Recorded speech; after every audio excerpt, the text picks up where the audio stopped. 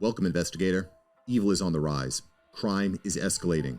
Our mission is to eliminate the crime by exposing evil, examine why it manifests, and highlight the brave souls that confront it every day. Join us as we work together to bring justice to every victim. Welcome to All Things Crime. Here's your host, Jared Bradley.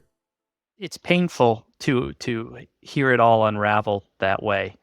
I draw a parallel from it. There's a case that's called Murders in Miramar.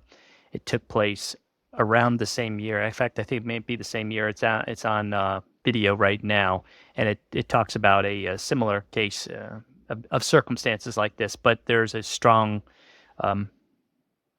movement to try and free this person, and I haven't gotten to the end of it, but I do recall this one happening, and the same allegations are passed, but it was three people were killed inside of a house, home invasion type thing, presumably to get either money or drugs that were in the house. But I draw that same parallel. It brings me back. So if our viewers are interested in watching that same time period, things were different, of course, in '96.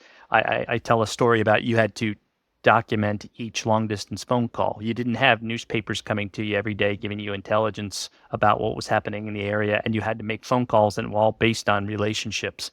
So I'll also say, too, we were coming out of an era when the detective was sacrosanct. That detective was left alone to develop themselves, and they had implemented something new called the flow, where they were taking detectives and rotating them in and rotating them out. So you lost that continuity in your detectives, the detective bureaus, by having that diverse and very polymathic type investigators who went back to the road. Well, that was a mistake, because those prior to that, the detectives were very, very good at this, and they understood those cases.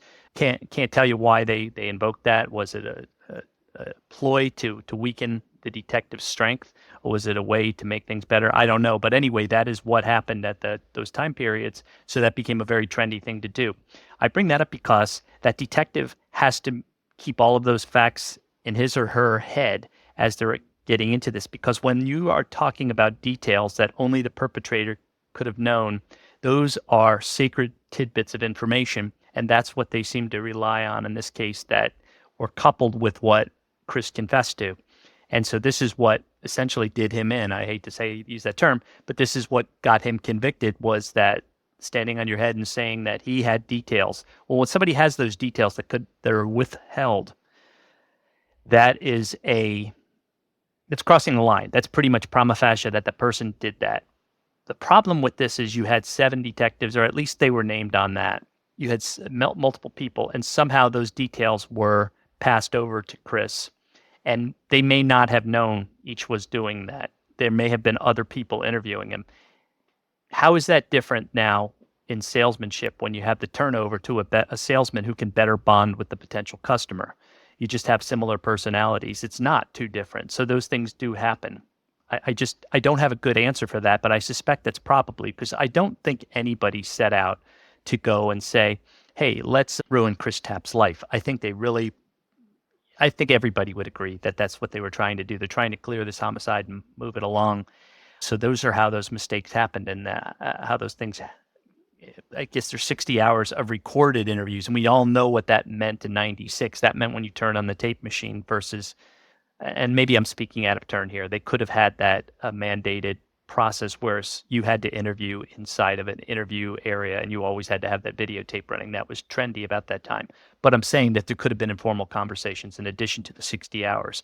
So there's give and take, and there's information that is given to them. So the person writing that probable cause affidavit, or whatever the equivalent is, that brings either to an indictment or that charging document, is the holder of all those facts, and those sacrosanct facts that are passed to the prosecution and that are presented to the jury as only the offender could have known. That's what holds that weight for the trial, and that's what was coupled with his own confession that was here, and why he made all those admissions. Mm-hmm. Yeah, and that's here's the antithesis of that, Jared, when I make mention of this. And then what are you going to do with the police? I've been in interviews with that. I've been the co-interviewer where I've shown up and somebody asks something to the effect of like this. Did you rob that bank? No. You sure? No, I did not rob that bank. Okay. All right, thanks for your time. I mean, is that what we want to do?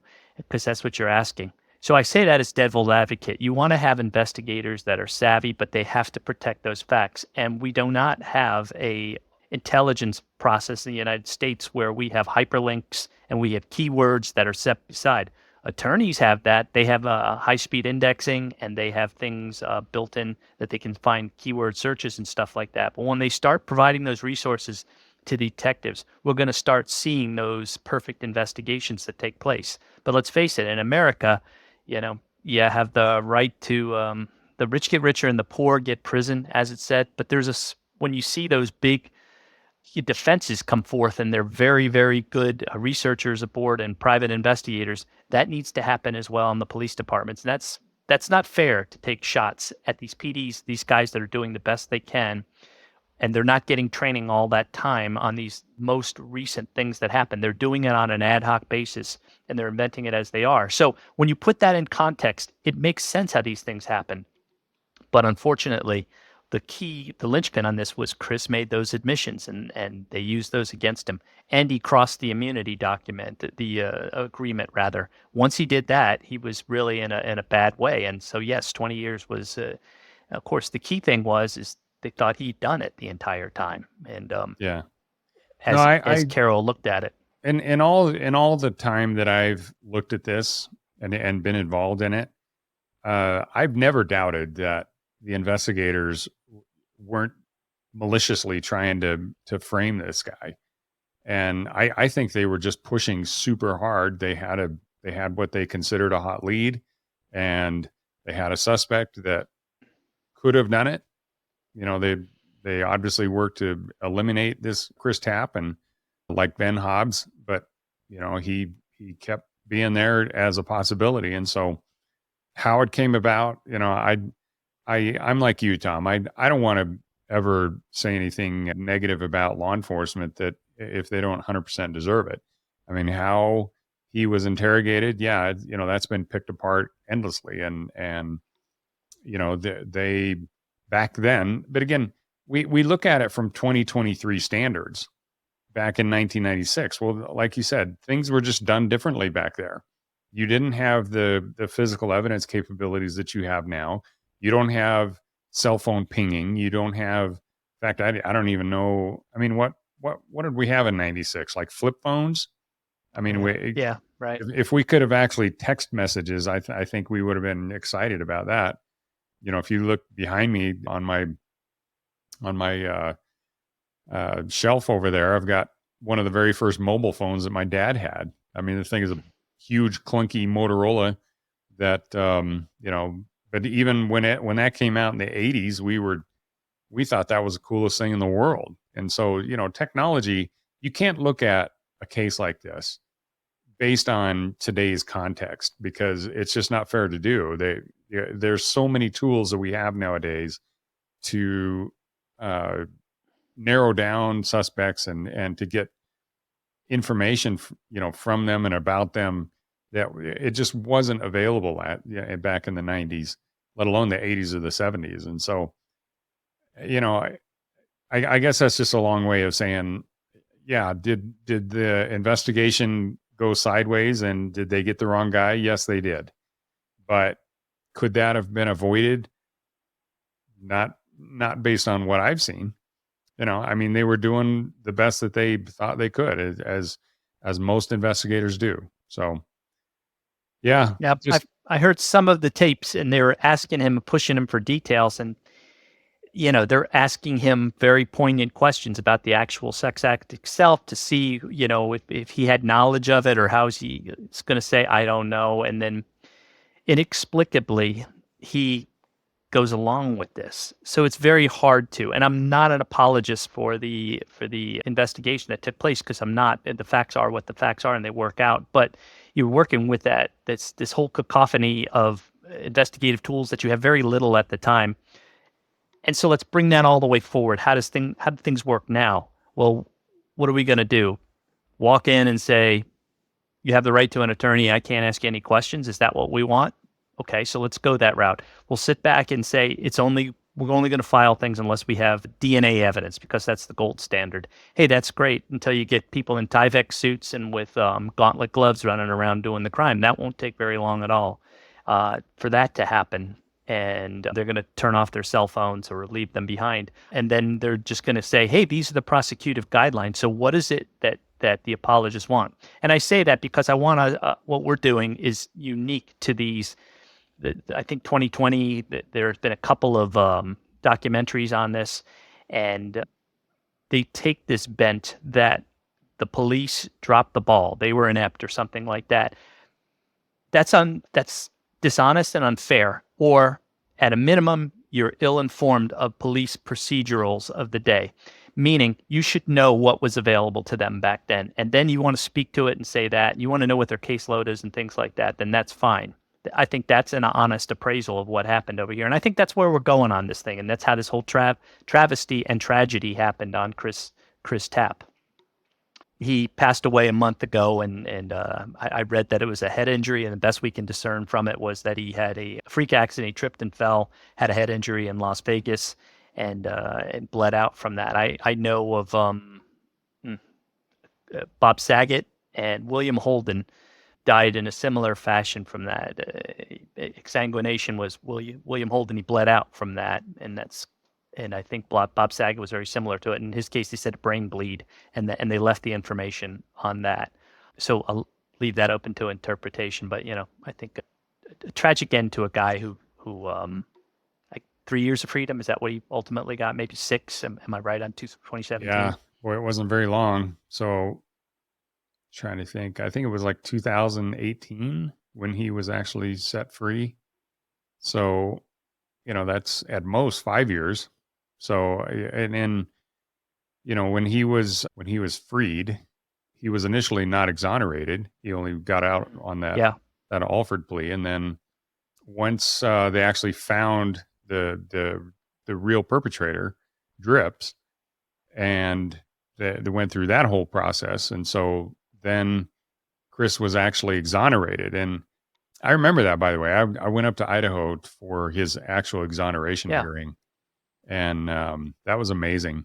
Yeah, it was really cool. So when the judge was able to say, Mr. Tapp, you are free to go, and he was able to just say how excited he was. And this is one of the things that I really want to throw out there, Tom, because there are so many stories of people that they get wronged in some way, and they're bitter for some of them the rest of their lives, and they just can't get over being slighted or being wronged in whatever way they were.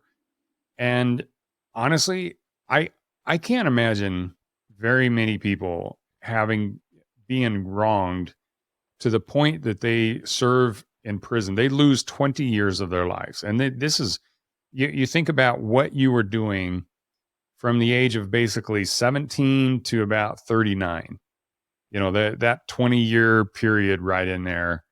That's some of the best years of most people's lives. That's when you are going to college, or critical work years. Usually you're developing relationships, you're getting married, you're having your first kids, you're developing your career. And, by the time you're 40, most of that has already happened, and you're well into your own, your life is well established. Well, Chris Tapp was sitting in prison all of those major years. And yet, and this is the critical point that I want to make. Chris, when I met him, and you can go back again to that episode. It's one of the very first episodes that I ever did, because he was so impactful to me. When I first met him, I remember the Idaho Innocence Project. I was in touch with him, and I heard that Chris was going to be over in Boise and meeting with the Idaho Innocence Project and all the people that had helped him get exonerated. So I loaded up an MVAC and I drove up to Boise, and because I wanted to show him the machine that helped him get out of prison. And, everybody up there at the Idaho Innocence Project wanted to see it as well. And so But I got to spend a little bit of time with Chris, and I couldn't believe, and to this day, it's just the most amazing thing I've ever seen. He was so, man, how do you even describe it? I mean, he wasn't bitter the way I would have expected him to be.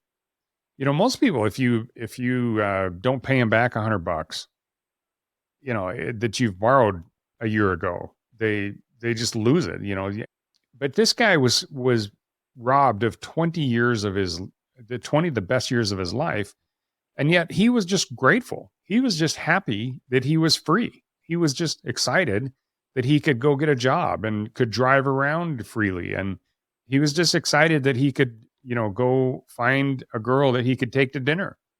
It was just the most amazing thing I'd ever seen. The fact that he wasn't going to let the past 20 years and how he'd been wronged, he wasn't going to let that ruin his life. And that was his attitude when I met him. And, when I interviewed him for the show, that was still his attitude. Now, I'd lost track with him. I haven't seen him for, the past 4 or 5 years. And so how he interacted, especially because I know they sued I'm not sure if it was Bannock County or the state of Idaho. It was Idaho Falls. What's that? It was the PD. It was the PD itself. Oh, okay. Well, or the city of, yeah. Mm-hmm. Yeah. And he ended up getting, a fairly sizable but settlement from that, yeah. Which is justifiable. And so, how his life developed from there, I know he got married because he was in the middle of a divorce when he passed away, but how he, did he stay, grateful and just trying to pursue a new life? Or, did his attitude change? That part, I don't know. But all I know is that when I first met him again, he was just grateful to be free. And that right there blew me away to the point that it still is just an absolute marvel. Thanks for joining us. Your attention today brings us one step closer to exposing and eliminating the evil that brings crime to our communities. Hit subscribe and share this episode. Together, we will bring justice to every victim.